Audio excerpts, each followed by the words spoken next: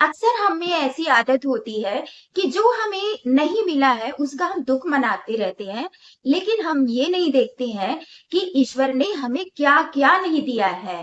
जीवन दिया, परिवार दिया, सांसें दी। अगर इंसान हर दिन भगवान को धन्यवाद देना सीख ले, तो उसके जीवन में दुख कम और खुशियाँ ज़्यादा होंगी। तो इस नवरात्रि सिर्फ पूजा मत कीजिए, इन 9 शक्तियों को अपने जीवन में उतारने की कोशिश कीजिए, अपने जीवन में लाने की कोशिश कीजिए। यकीन मानिए, अगर ये 9 शक्तियां जाग गई, तो आपके जीवन में फिर किसी तरह की असंतुष्टि नहीं रहेगी, अशांति नहीं रहेगी और किसी तरह की भी मुश्किलें नहीं रहेगी। नवरात्रि का पर्व सिर्फ व्रत और पूजा तक सीमित नहीं है। इस वीडियो में हम ये जानेंगे कि एक्चुअली नवरात्रि का असली अर्थ क्या है, उसका मैसेज क्या है, माता रानी हमें कौन सी 9 शक्तियां देती है जिससे हमारा जीवन बदल सकता है। बहुत से लोग नवरात्रि में व्रत रखते हैं, पूजा करते हैं, लेकिन नवरात्रि का जो गहरा संदेश है उसको नहीं समझ पाते। उस वजह से उनके जीवन को उतना लाभ नहीं मिल पाता है जितना उन्हें मिलना चाहिए।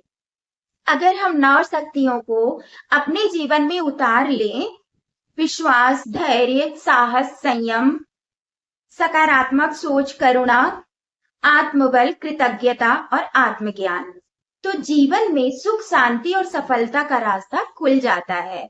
नवरात्रि क्या है? क्या सिर्फ मंदिर जाकर दीपक जलाना या 9 दिन का व्रत रखना ही नवरात्रि है?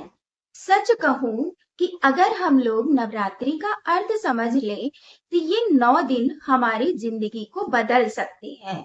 क्योंकि नवरात्रि सिर्फ त्योहार नहीं है, ये मनुष्य के अंदर छुपी हुई नव शक्तियों को जगाने का समय है।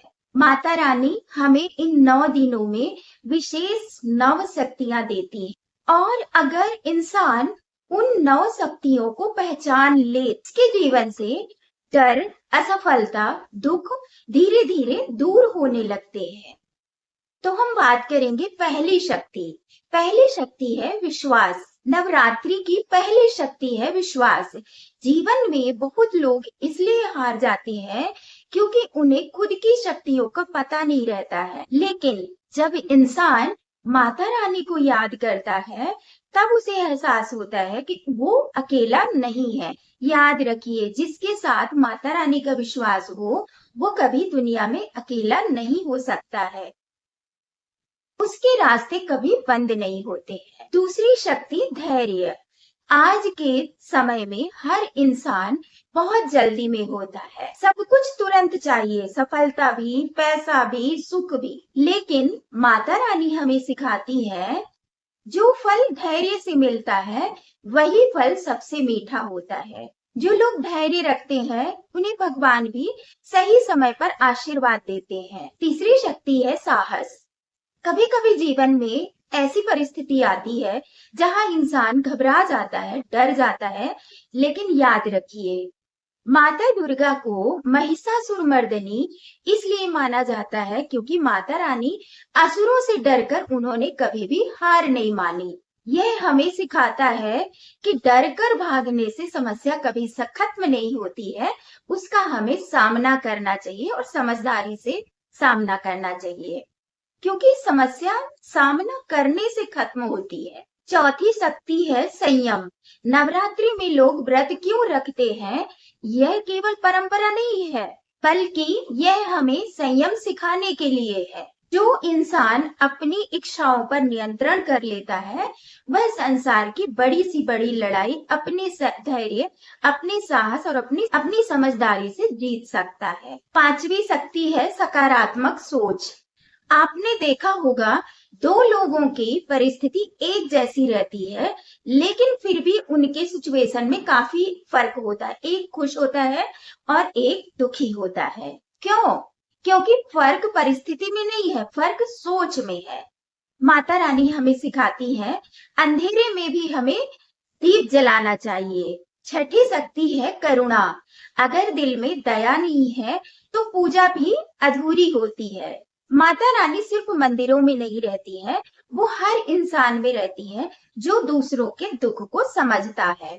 इसलिए अगर आप नवरात्रि में किसी की मदद करते हैं तो बस आप समझिए कि माता रानी आपसे सबसे ज्यादा प्रसन्न होती है। सातवीं शक्ति है आत्मबल। कई बार हम देखते हैं कि इंसान जो है वो अंदर से टूट चुका होता है, बाहर से काफी नॉर्मल दिखता है। ऐसे समय में भगवान का स्मरण ही उसे फिर से स्टैंड करता है। माता रानी हमें याद दिलाती है कि सबसे बड़ी शक्ति हमारे अंदर ही छुपी है, बस उसे जगाने की जरूरत है। आठवीं शक्ति है कृतज्ञता।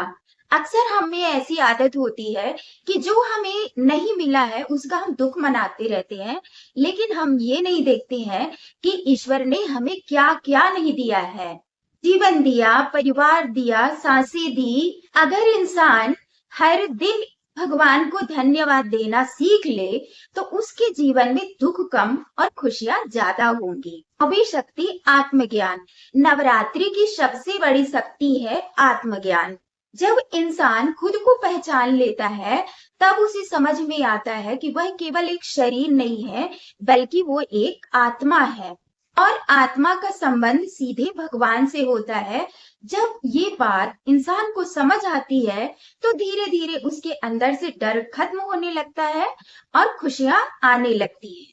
तो इस नवरात्रि सिर्फ पूजा मत कीजिए, इन 9 शक्तियों को अपने जीवन में उतारने की कोशिश कीजिए, अपने जीवन में लाने की कोशिश कीजिए। यकीन मानिए, अगर ये 9 शक्तियां जाग गई तो आपके जीवन में फिर किसी तरह की असंतुष्टि नहीं रहेगी, अशांति नहीं रहेगी और किसी तरह की भी मुश्किलें नहीं रहेगी। और शायद नवरात्रि का यही असली संदेश भी है।